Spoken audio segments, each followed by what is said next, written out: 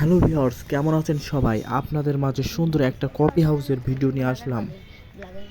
যশোর জেলার কেশবপুর উপজেলার সরসকাঠি গ্রামে কপোতাক্ষ নদীর ধারে তোর একটা কফি হাউস, যা খাবারের মানও ভালো, দেখতেও অনেক সুন্দর।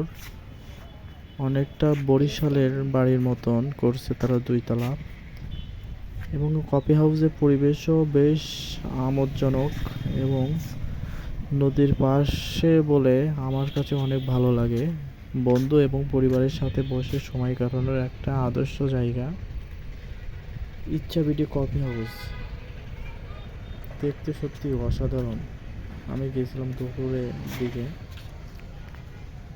তার সুন্দর একটা ভিউ দেখুন, এবং পাশে আছে ব্রিজ।